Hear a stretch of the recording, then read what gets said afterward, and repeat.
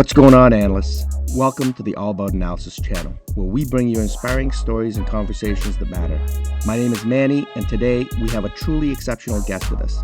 He's Jeff Tiegs, a retired Delta Force operator, counterterrorism expert, and the founder of Skull Games, a remarkable organization dedicated to shedding light in the darkness and fighting modern-day slavery. I spoke to him about hunting sex traffickers, his time in the Special Forces, and his new book. This is how it went. I grew up in the Midwest, just traditional families. My mom and dad, I have a brother and sister, middle class, outside Milwaukee, Wisconsin. Just a very typical 70s, 80s childhood, But one of the things that I find interesting when I look back on it, I always had a sense of being a protector or defender. I was a small kid. I wasn't, there's nothing, I'm a small man. There's nothing exceptional about my intelligence or any of that type of stuff. But I always felt drawn to leadership. And I think followership is something that's fascinating. I think, if I live long enough to write more books, one of those I think would be on followership, because it's that very fascinating relationship between the leader and a follower. And even as a little kid, I always felt like I was a leader and had a sense of responsibility to protect and defend those around me. But it really wasn't a conscious thing. It was just integrated into my life.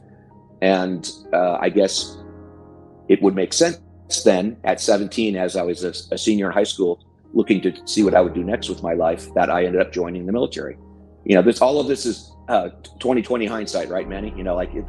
Your life is just unfolding, and you walk these paths and you make these little series of choices. And when I entered the military at 17, as much as I loved my parents, and as much as I loved the upbringing that I had in the Midwest, I truly do credit those men and women that put me through basic training and advanced training. And really, when I became a Ranger down in Savannah, Georgia, at the 1st Ranger Battalion, those NCOs really molded me and crafted me into who I am today.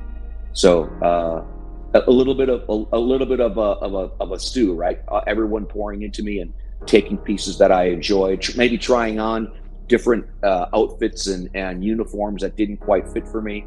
And now in my old age, I feel comfortable and confident with who I am, and even more inclined to give back. So Manny, I think what you've done here real quickly is you bookended the story, right? So where we started was at 17, I was looking for adventure, and I was looking for identity. Who am I?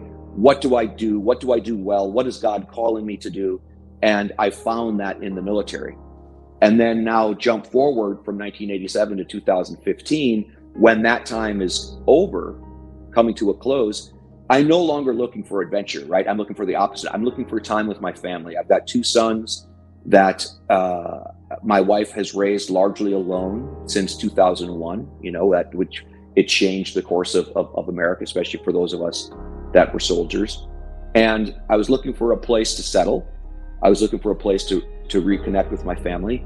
Yet I still had that passion and purpose and that identity of a defender and a protector. And I went through the experiences that I had in the military, and what did I really enjoy? And I really enjoyed hunting bad guys. I really enjoyed the game and the strategy and the tactics of the bad guys and the good guys. There's always going to be bad guys, and I really don't mind bad guys. Like they're always going to exist.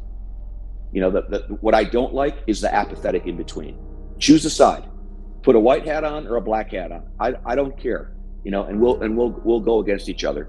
And in 2013ish, when I was beginning to talk with my wife about retirement and looking at what it would be that we would do next, I felt a calling to move into this space to address this scourge of sex trafficking, which I wasn't really all that familiar with. It was really placed on my heart, and I began to study it and recognize it, and saw these parallels between terrorism, insurgencies. Bad people are bad people, and there's an exploitation, and there's a manipulation, and there's control, and there's using violence. So I saw some similarities between what I had experienced with ISIS and Al-Qaeda and insurgency and terrorism, and thought that, hey, I believe there is some overlap with what we've perfected with collecting information, turning it into intelligence, fusing that with operations, And I could see a gap where a private citizen could really assist law enforcement in this operational cycle to break apart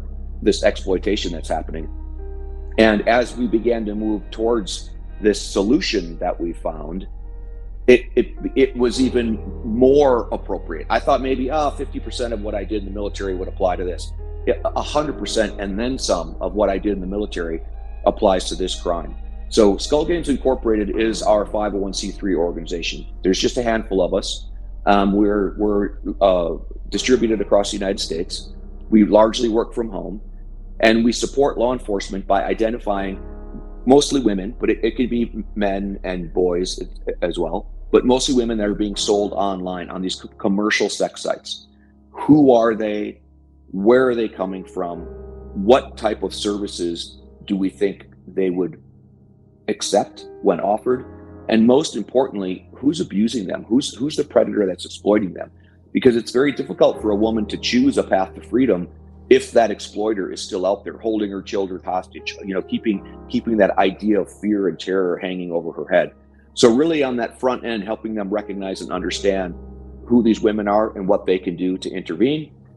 And then we created the Skull Games Task Force, which every quarter now we bring in hundreds of analysts that apply their skills on the course of a weekend. So we're doing it day in and day out. My team right now is supporting an operation out in the western part of the United States, and in a couple of weeks we're all going to converge down at New Orleans, and we will be hunting probably about 20 different cities across the United States, doing this in mass. So we've democratized this idea of collecting information and turning it into intelligence. We've figured out a way to package that information so law enforcement can digest it and understand it, and then redo that path of discovery. So everything that we find and look at is publicly available information. It's been put out onto the internet for us to just take. Again, I'm making it sound a little easier than it is. It's very difficult piecing all of these little clues together. But then law enforcement will take that lead, and then they will go and conduct operations and try to recover that victim and arrest that predator. And then we've got some law enforcement personnel on our staff as well that are credentialed, so they can actually go to those locations and assist with those operations as well. So it's I've been working on this since 2015 when I first retired. And I think just now, Manny, we really have the secret sauce, and it is time to scale this and lay it across every state in America, and then come to Canada as well. Our vision is that this thing goes across the entire globe. So we call it Skull Games because we've gamified the process. So right now we have 3 to 4 teams that will come together, and then there's people that are working virtually. So there are a bunch of teams as well that are working from home, or they built these home teams. We have a team out of Hawaii. We have a team out of Colorado. So even though New Orleans is where we're all going to be, 100 of us will be physically located, there will be teams scattered throughout the United States. And right now we put those teams together with really no theme. The talent we want on the team is a law enforcement officer, a survivor of sex trafficking, because their lived experience, what they see and understand is incalculable. And then a bunch of these different intel analysts that are all working together. So what we want it to become is city against city, state against state. Someday maybe it's Canada against America, against Britain, against Germany, where the competition is, hey, who is identifying the most amount of victims that they can then go out and try to recover, and who's making these arrests, and just turn it into a competition. And like you so aptly pointed out, what we're looking at is the online commercial sex industry. So, things that are happening on the sidewalk, things that are happening in the alleyways, things that are happening in the brothels, we are not seeing that. A lot of that is a closed space. So what we are seeing is when it hits the internet. So we can hunt anywhere in the world that has a burgeoning or bustling online underground sex industry. And Canada's a logical choice. Our intel director lives up in Canada. So she's up not too far from you. And I've been working with her. We met on the jiu-jitsu mats in Jerusalem many years ago, and we became fast friends. And she has absolutely been working to her fingers to the bone to bring this to life. Her name is Michelle. And yeah, she's an incredible analyst. So one of them is, I was a young ranger. That's what I did initially. And I didn't, you're focused on being this ranger, and you didn't really appreciate all of these, what we call them is enablers, the support. I didn't go to war. I went to war with the Rangers in Desert Storm and Panama, but it wasn't this long sustained fight like we've had in Iraq and Afghanistan. After I rangered, I went to Special Forces, and in Special Forces, one of the things we talk about is we work by, through, and with the host nation partner. So the basis of a Special Forces team is 12 men, and that 12 men are expected to go in and empower hundreds, if not thousands, of host nation partners. So you're a force multiplier. So even in my time in the military, I began to shift away from the guy at the door, to the guy helping your host nation partners be at the right place at the right time with the right information, the right equipment, et cetera, et cetera. And that was a real logical extension to being in a civilian. My host nation partner now, it's not Iraqis, it's not Afghanis, it's not Ukrainians, it's not, in the Philippines or, Central America or wherever it is we've been working.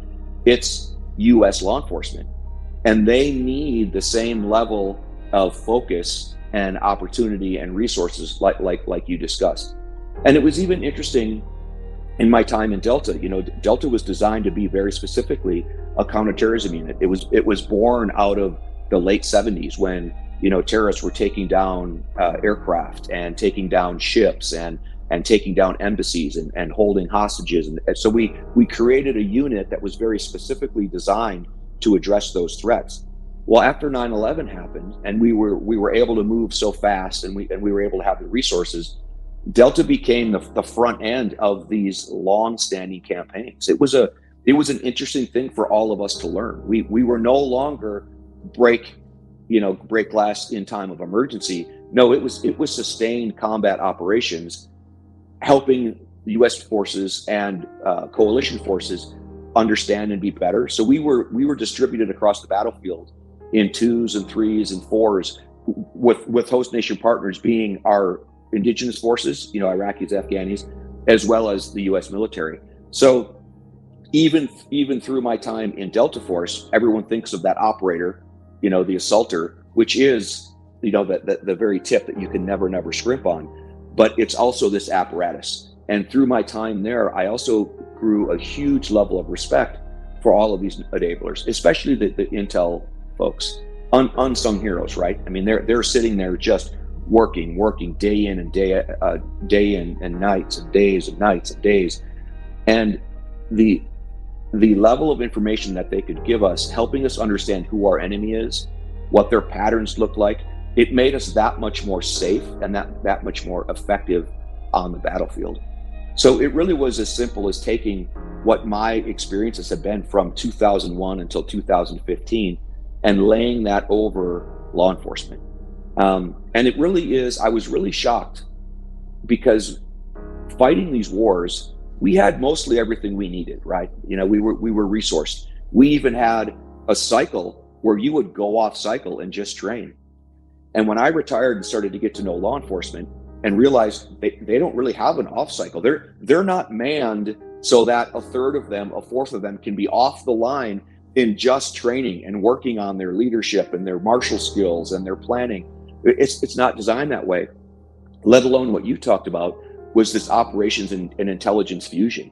You'll have a department of 120, 200 police, and there'll be one analyst there. And that analyst is largely looking at whatever the demand signal is from the public. And what the demand signal from the public rarely is sex trafficking. So the other piece with law enforcement is, by definition, they enforce laws. They aren't really involved in preempting laws that are being broken. Proactive approach. We understand it with organized crime. We understand it with gangs and drugs. So there is a level of proactive policing.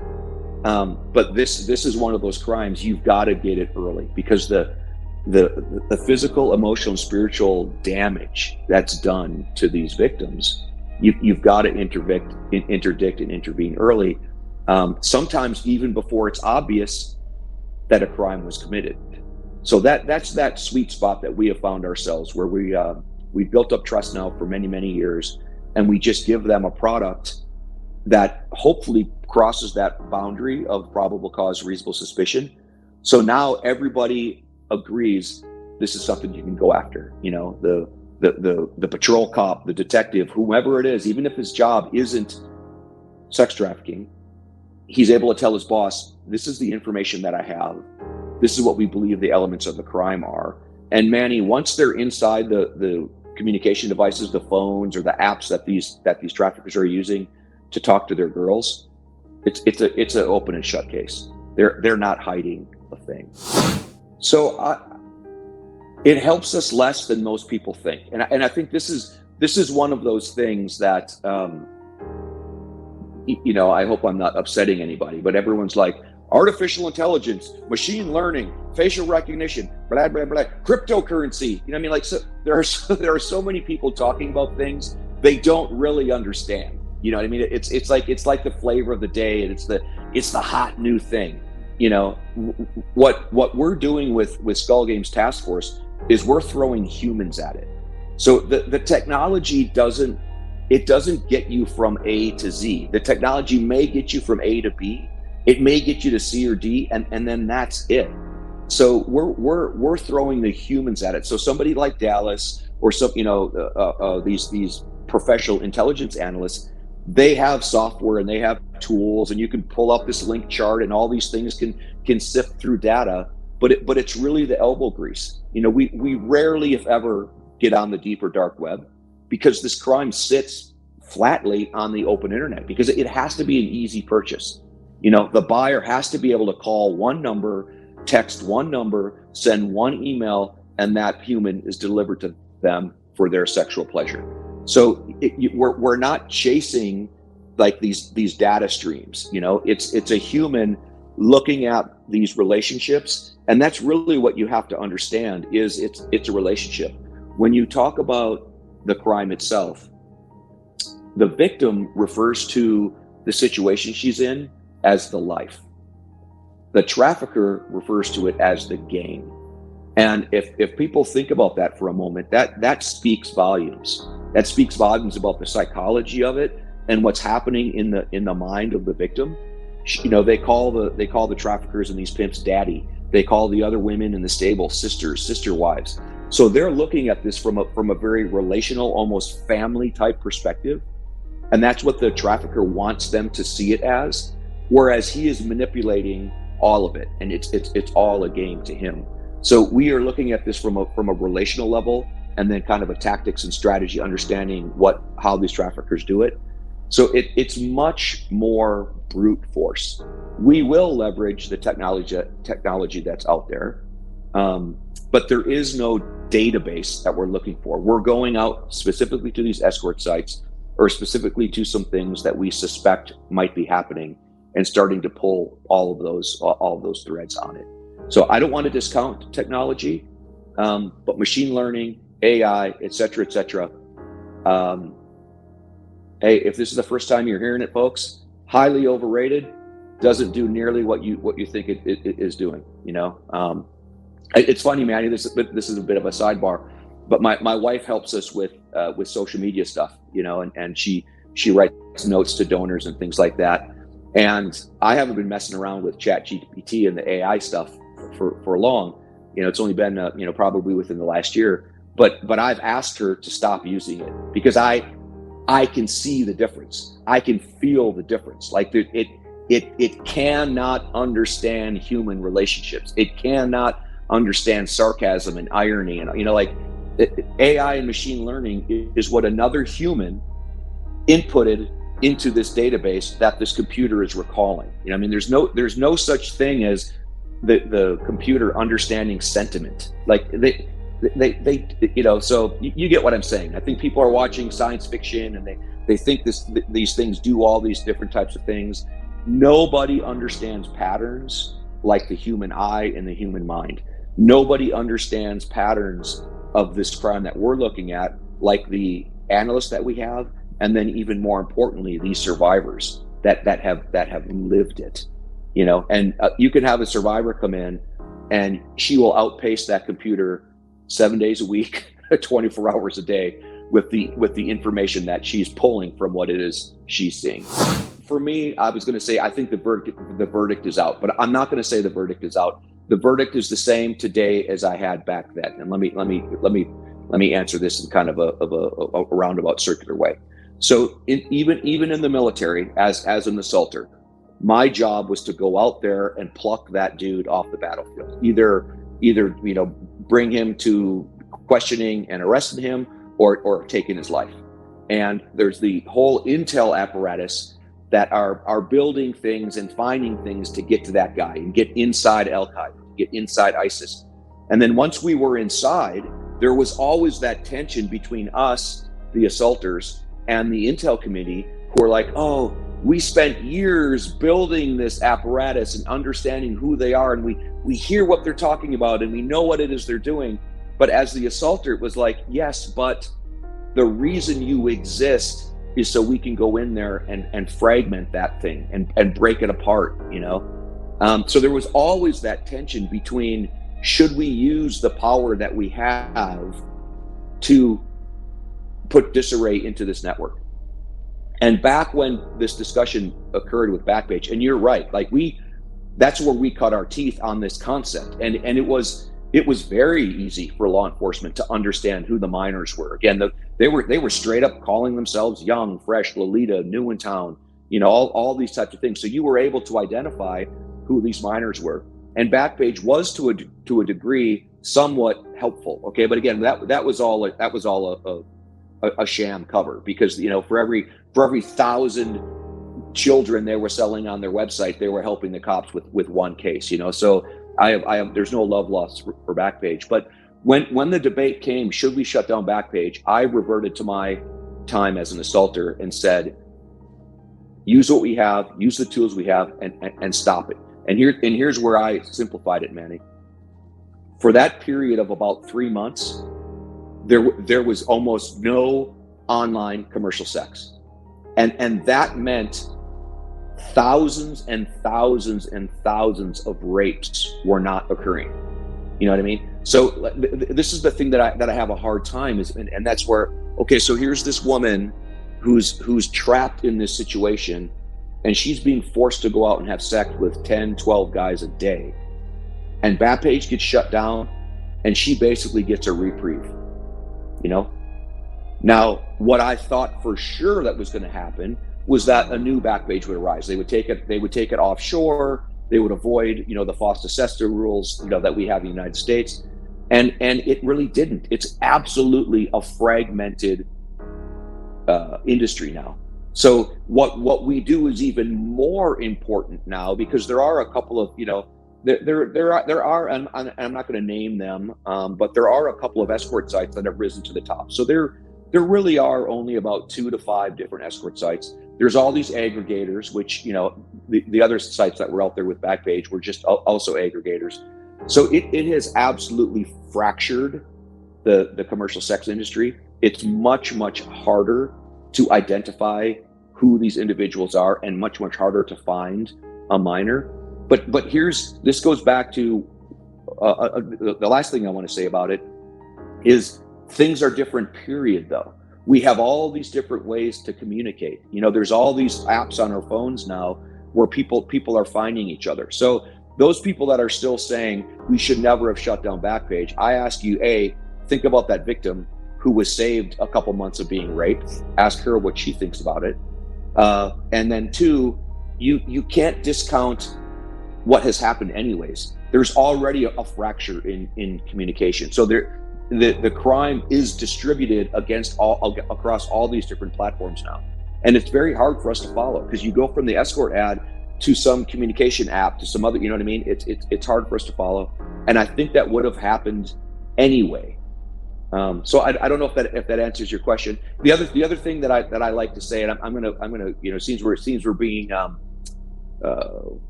risking offending some people. here's a litmus test that I have with Backpage, and I say the same thing when it comes to, should we, these people that think we should legalize sex work. Okay. I want you to go ask two communities of people. The survivors from the sex industry that are in their 40s and 50s and 60s. Ask them what they think about legalizing sex work. Don't ask this 20-year-old girl who still is living in this space where it hasn't caught up with her.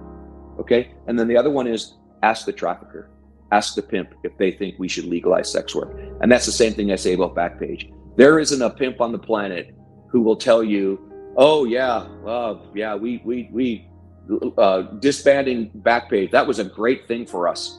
No, it was not. And these women now, because it's been years, these women that have found themselves out of the industry, they will also go back and say, yeah, disbanding Backpage potentially saved my life.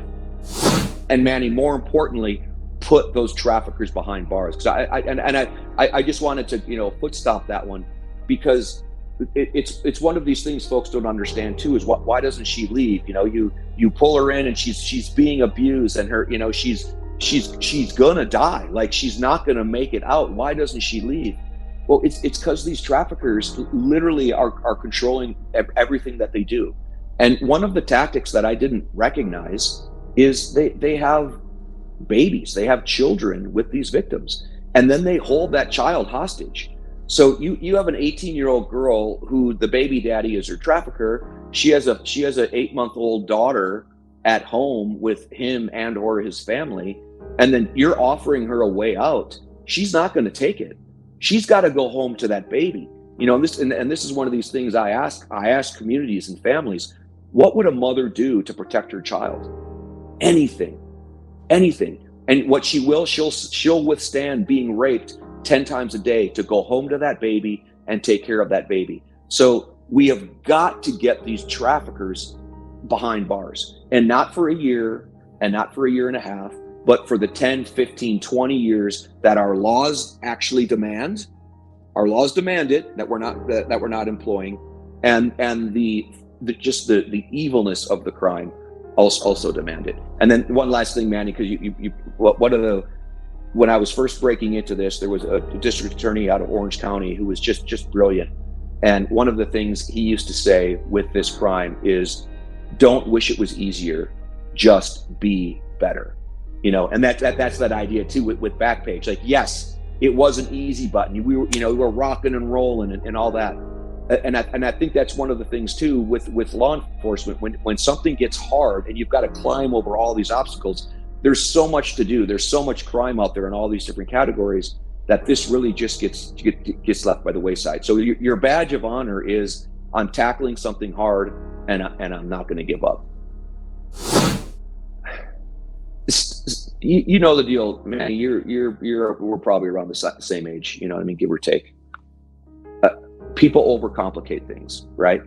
The wins for me is when a survivor acknowledges and recognizes that somebody cares. That they are convinced, it's part of the game that these traffickers play, is not only does nobody care, they don't like you. They hate you. They think you're a hoe. They think you're a slut. They think you're a piece of trash. So when you meet one of these survivors, and these women that make it to the other side are incredible people. So when you meet them, and they are now hunters, and they are trying to do something that they wished someone would do for them. So in a nutshell, it's when we're hunting and one of our survivors says, man, I wish somebody would have been out there looking for me. And how do we let these girls know we're out there looking for you? We do care. Manny, let me share a story. I've shared this story a couple times. It's interesting when you go on podcasts, because I don't like to tell the same stories over and over, yet everyone has a different audience. And this story is absolutely 100% appropriate, because today is October 3rd. And it is the 30-year anniversary of the Battle of Mogadishu that was made famous in the movie Black Hawk Down.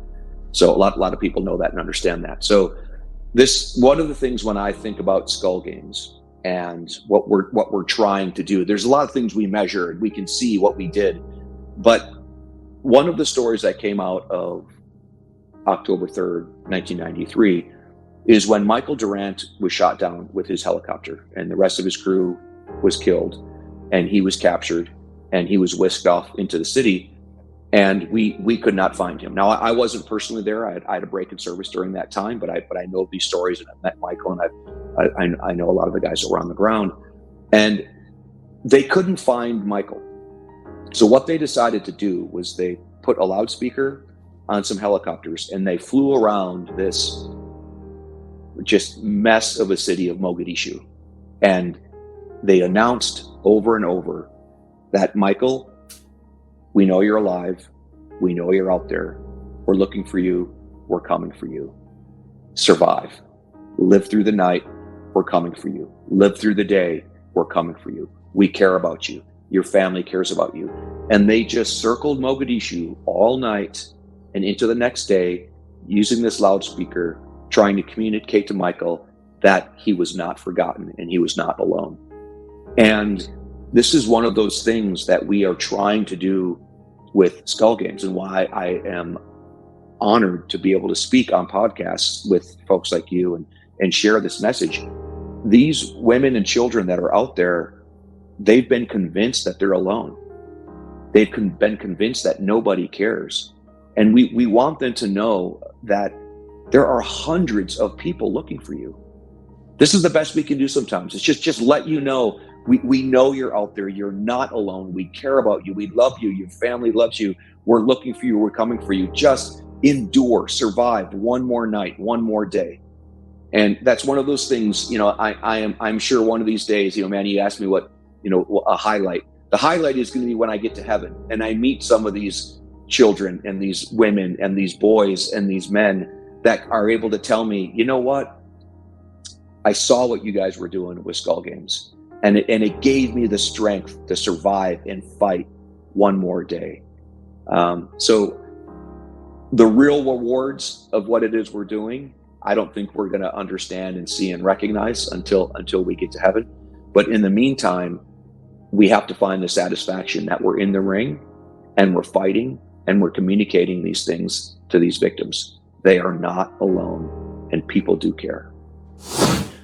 Yeah, really not a whole lot of ethical considerations,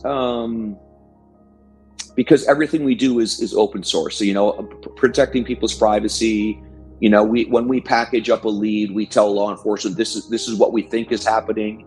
And here's the reasons why, so could we identify somebody as a victim that's not? Could we identify somebody as a trafficker that's not? Yeah, it could happen, but we've got all the information that's leading you towards that direction. And then it really is up to law enforcement to turn that information and analysis into evidence, So I don't feel like there's a lot of ethical things, people are always like, oh, I just, we should just kill them. We should just do this. We should just do that. And it's like, look, man, you don't even do that in war, right? Like, I don't just go around shooting people in war, So I think it's just a bull concept that people have. It's this machismo level, working underneath the rule of law in the standards that we established as a nation. It's like, don't violate those standards. But what I tell you is the most difficult thing is just straight up fundraising and getting funds. This is really, really difficult. I don't understand why this hasn't captured the heart of Americans. That movie just came out, Sound of Freedom, that seemed to rile people up, right? Like, it seemed to help them understand what this crime looks like. Now, it was a fictionalized story of really what the crime looks like more overseas than here in the United States. But man, I was really hoping that at least that level of emotion would take a little bit of root and people would begin to investigate, hey, who's doing something right here in our country to protect and defend our women and our children, and we're right here, and I've been doing it for 8 years, and we are just scraping along. We want to be able to scale Skull Games as an organization. We want to be able to scale these Skull Games task forces to bring it to more and more cities across the United States. But bringing in funds is really, really difficult. So, for any listeners out there who have a heart for protecting women and children, and for seeing justice for these evildoers, these traffickers, these rapists. Man, I implore, we need your support. I don't know where the disconnect is, Manny. I think some of it is the crime is so ugly and so dirty. Like, as people start to scratch away at the surface, they're like, ugh, I don't want to see this. I don't want to really understand that that's my neighbor doing this. You know, it's easier to look at a movie that takes place in Colombia or Haiti or in the Middle East or Southeast Asia and be like, ooh, that's terrible. But it's right here in our neighborhoods, in our schools. The traffickers, the predators, they're already in your house.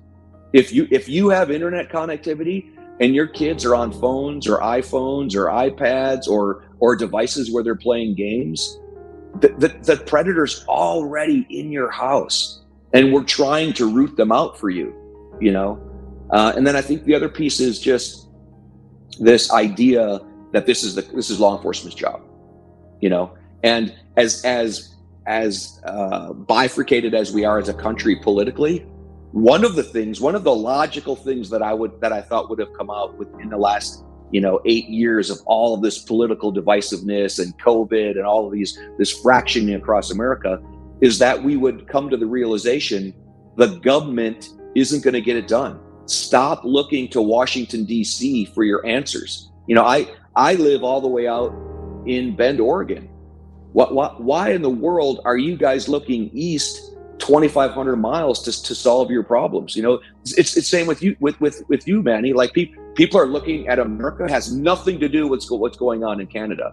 You know what I mean? Like, you have to solve your problems in your own home, in your own neighborhood, in your own community. And that's what we're trying to do. We're trying to be a community answer. Forget Washington, D.C. Forget this idea that federally or there's going to be some task force that's going to come together to get this done. This has to be a grassroots effort, and that's what the task force is. It's men and women from all across the United States trying to make that little bit of a difference in their community. And that's a great point. Again, I'm enjoying the conversation, Manny, because you get this on all of these different levels. Even when you're talking about jurisdictions, I don't have a jurisdiction. You know, I can look in Texas, I can look in New York, we can look in Louisiana, we can look in California, and the traffickers use that. They jump from city to city to county. They go across county lines. If it's hot in Dallas, they'll go down to Waco, or they'll go all the way down to San Antonio, or whatever's happening. Jumping across these borders that are restricting for police departments and sheriffs. We watch that travel, and we just fly right over those borders because we don't have a jurisdiction. And then the other piece of it too is that this is what I do. This is what my team does. We are wholly focused on the online commercial sex industry, 100%. I'm not worried about carjackings, and I'm not worried about traffic laws and a burglary. Our law enforcement is absolutely inundated with all of these crimes: homelessness, shoplifting, drug abuse, all this stuff that pulls them into all these different directions. Every day I wake up, I'm focused on this crime. I lie in bed at night thinking about how can we do this better.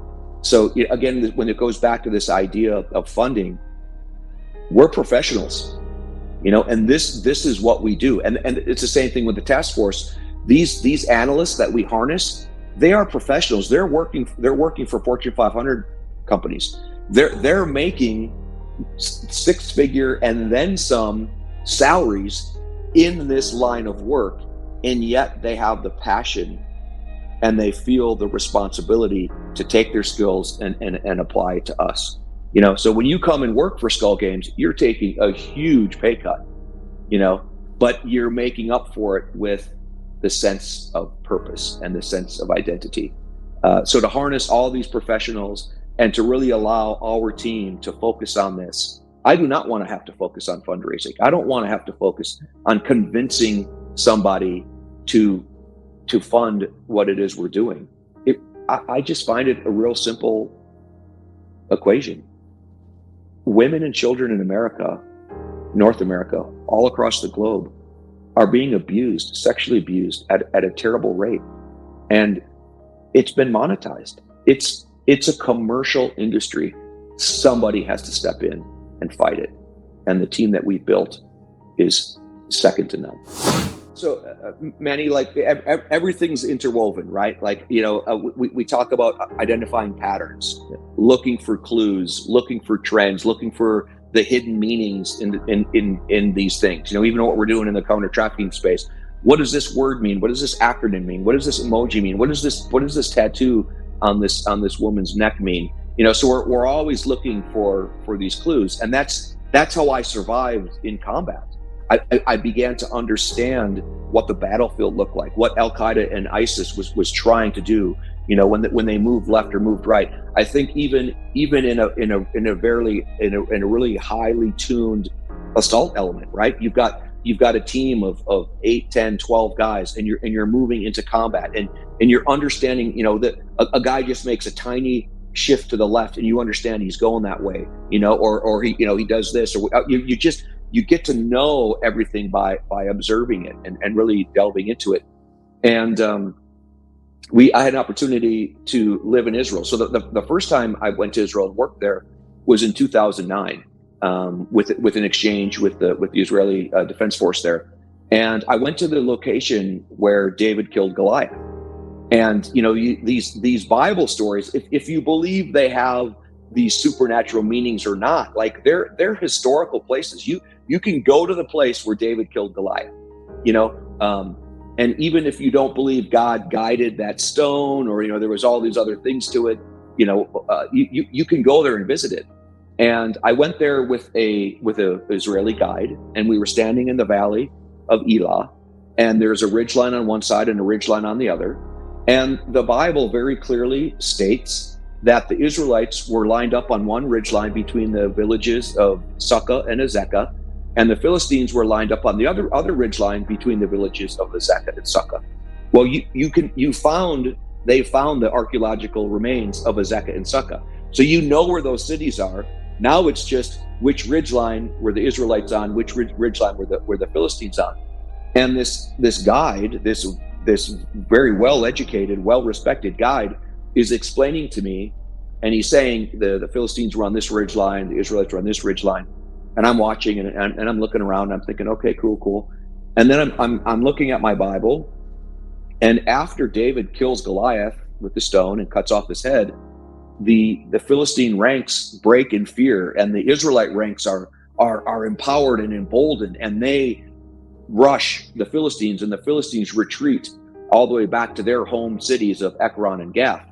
Well, the guide was telling me the Philistines were lined up on this ridgeline with the Israelites here, but Gath and Ekron were that way.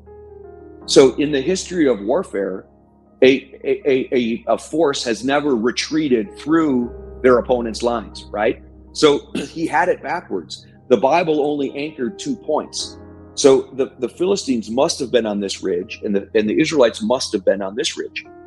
So even when I went home to my apartment and I got on the Google and I was looking at some of the imagery that they were talking about this, even the Google said the Israelites were here, the Philistines were there, and that really began this idea of what are we missing? What are we telling ourselves? Because you told me, and then I told someone else. What are we telling ourselves that we think is true that isn't? Because we just haven't taken that deeper look, and more specifically, that look with the eyes of a soldier. With the eyes of a soldier, what is it that I see and understand that other people aren't going to see and understand? Geography matters. You know what I mean? A place and time matters. Battles aren't fought willy-nilly. That place and that time is chosen very, very specifically. So that was one of the very first stories that I realized, hey, I think I might have something to offer by looking at some of these traditional stories and these Bible stories through the eyes of a soldier. And I began writing that book, and then I began to apply some of those stories to things that I experienced in war. And now it's this combination of a Bible story that a lot of people will know. What are some of the hidden meanings and ideas and concepts and things that have been lost to time? That's the more to the story section. And then I have a soldier's perspective where I share a story in my life through my years in combat that echo with betrayal, or hardship or not understanding. And it's all rolled into one. I think there's about 27 chapters, and they're all their own kind of independent related stories. So you can read a story, in the course of a nice cup of coffee, set it down, pick it up again, and you're just going to continue to be immersed in this tradition of these old Bible stories and how they've kind of sustained me and empowered me and guided my life and decisions as a warrior. So the name of the book is Where Have All the Heroes Gone? And then the subtitle is A Pilgrimage Through the Bible, the Battlefield, and Back Home Again. And I'm not hiding. A writer, or like when you watch a movie, it's that balance, right, of the director or the writer telling you what he wants you to know or letting you figure it out. It's always that balance. And I've decided, while you're reading the book, you're gonna draw your own conclusions. But I'm not hiding the lead. The moral of the story is there are heroes all around us. The heroes haven't gone anywhere. We just aren't recognizing them for who they are. We've created heroes that dunk a basketball. We've created heroes that wear skimpy clothes and shake their butt. Like, heroes are all among us, and in very specifically in my story, I have all my ribbons, right? I've got all the awards. If I put my military uniform on, it's like, what? Wow, that guy must be a hero. Man, I did what God called me to do to the best of my ability. And I had an incredible life and time doing it. The heroes to me are my two boys and my wife who quietly endured. I spent between 5 and 6 years in combat, deployed in combat. And that's how my sons grew up.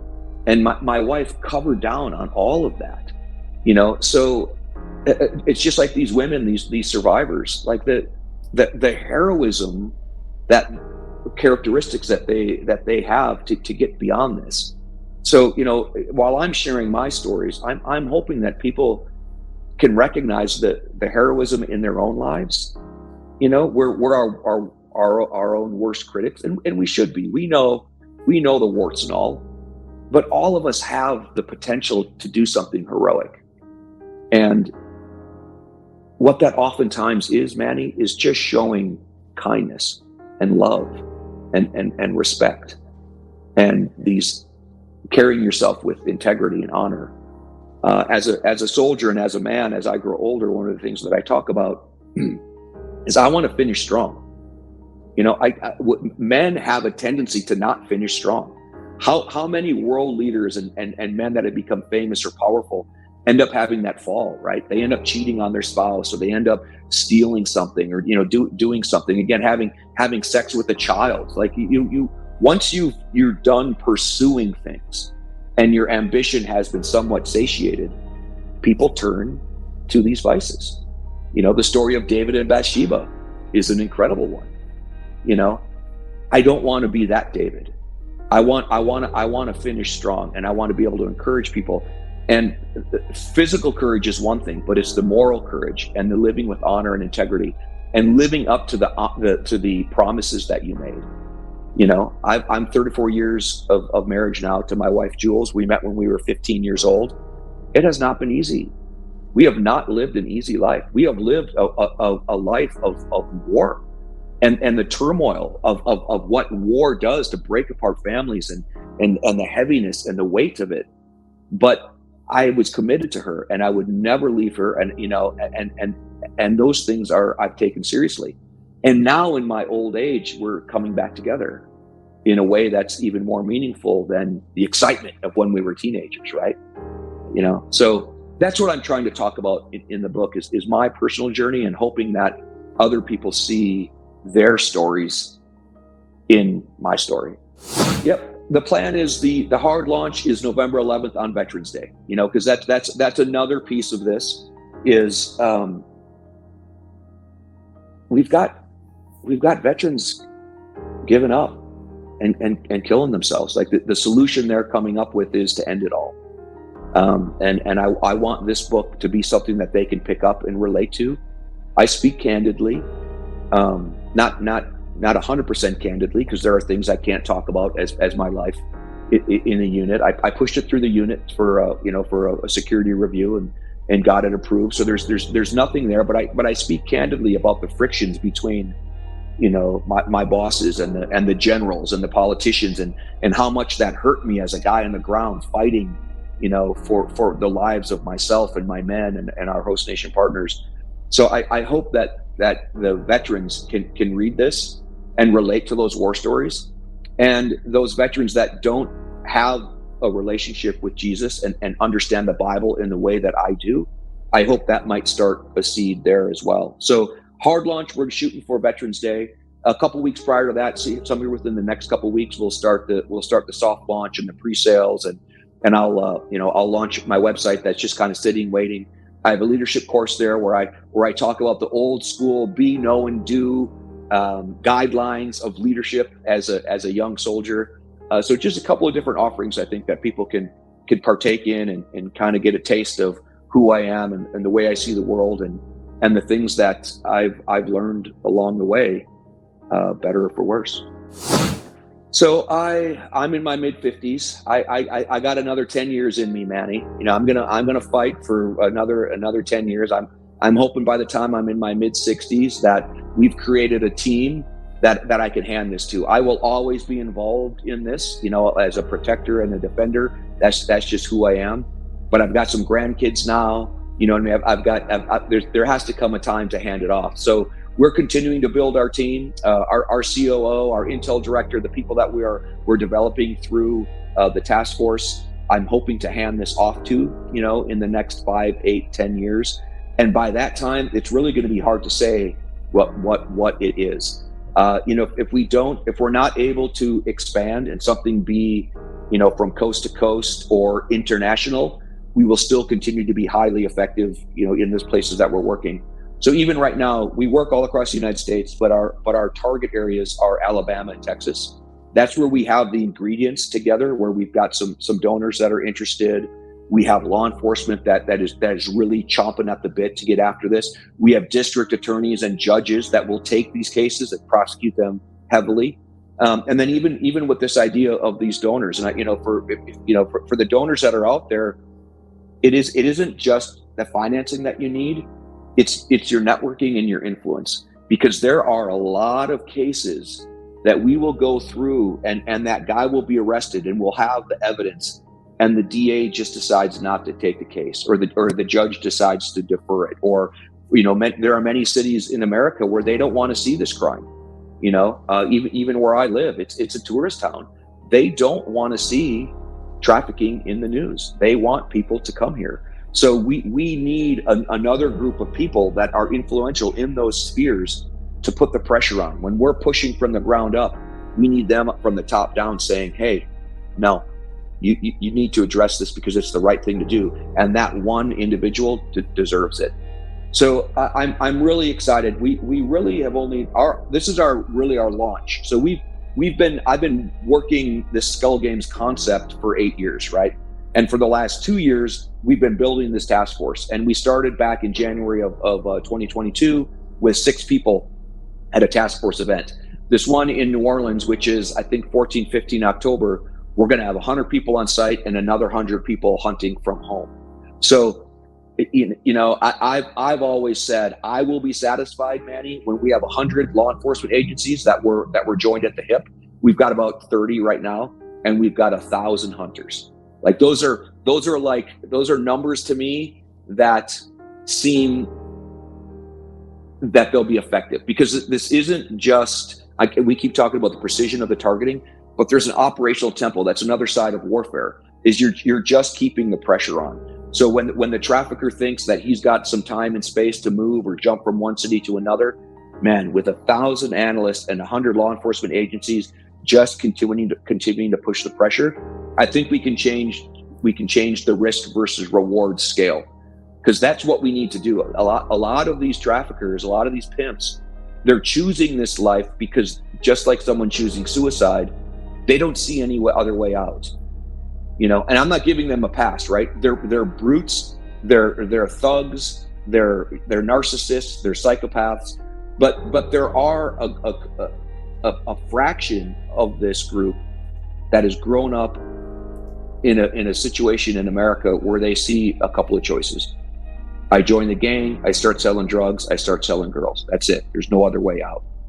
And we've got to continue to change the calculus for these young men as well. And if that means putting them behind bars and helping them understand what the actual repercussions of those choices are, great. Yep. So we hunt every single day. We're trying to support an operation every week. So we're almost there. We're supporting about 3 operations a week in places around the country.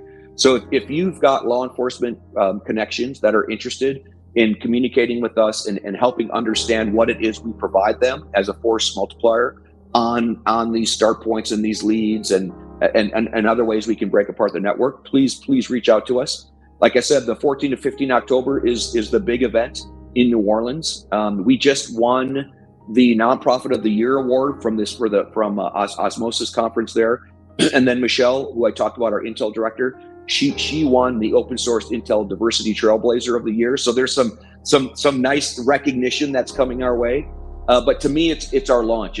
We really have things in place. There are things to tighten up still, but it really is our opportunity to show the world what it is we can do at these events. With the book coming out on November 11th, I'm hoping to get on a circuit to talk about that as well as what we're doing with Skull Games. January will be our next big task force event, and right now we're looking at Mobile, Alabama to host that one. And that will be, I think, in the 20s, like 20-ish, 22 January. January is recognized as Human Trafficking Prevention and Awareness Month. So the entire globe takes a pause to take a look at this crime. So January is a big one for us. But then again, as the president of this organization, it really is a fundraising push here in this last quarter as well with this end of year giving, so that we can set ourselves up to be really hard on the offense in 2024 as well. Really, it's our website, skullgames.io. So, and for those of you that don't know what IO is, that is by design, right? Like, so skullgames.org would be the natural name for a nonprofit. But the way we're harnessing technology, the way we have this entrepreneurial, this spirit where we are iterating success over and over. That's what I like about the .io community. That's what that embodies. So skullgames.io, we have a donate button there. Just give or reach out if people want to wire directly to our bank. But that's how we've been working it. Is the easiest way, is to just go straight there. A couple years ago, we started building a documentary about this, and it's still getting built. And a friend of mine from London and a friend of mine from LA came up. They were these producers, and we were filming it. And one of the questions that they would ask people is, what does a good day look like? Which is similar to what you had asked. And then they also asked, what does a bad day look like? And I was sitting across from a woman, and her name is Esther, and she works in victim advocacy. So she tries to walk alongside these victims and really be the personification of caring, and some of them don't know how to write a check. They don't have a bank account. So it's all of these different things. And then others, have to renew their nursing degrees. There's all sorts of different journeys that these women are on. And Esther walks alongside these women every single day. And Dan asked her, what does a bad day look like? And in my mind, I'm thinking about, the technical difficulties of the PowerPoint I'm working, and Esther just goes right there and she says, a bad day is when we lose one of our girls. And those are the stakes, man. Those are the stakes. And I sat there, and it was like hitting me in the face and chest with a baseball bat, because I realized a couple things, Manny. Those stakes, because I call it a game and I consider it a game, and I've been a soldier all my life, and I have the skills and the coping skills to minimize what the reality of this is and just enter it like a game. And I have the same frustrations of everyone else. I got a paper cut, or this didn't happen, or this didn't happen. And I take the time occasionally, and you forced me to do it right here, is really address the stakes, address the cost. These women and girls have the highest level of depression, the highest level of suicide, the highest level of drug abuse. They are absolutely broken physically, emotionally, and spiritually, and many of them don't make it out. So I'm not trying to be morose with this, and just like I don't expect citizens to think about this day in and day out, I don't either. But the stakes for this are incredibly high. If it isn't us, then who? And the team that we built with Skull Games have the professional skills and the experience to step into this just fire, this inferno, and withstand it and fight. So the stakes are high, and the time to act is now. That's Jeff Tiegs, retired Delta Force operator, counterterrorism expert, founder of Skull Games, and friend. Check out his new book, Where Have All the Heroes Gone? You can find the link in the description below. Thanks for watching this episode, and do me a favor, hit that like and click subscribe. It really makes a difference. See you next time.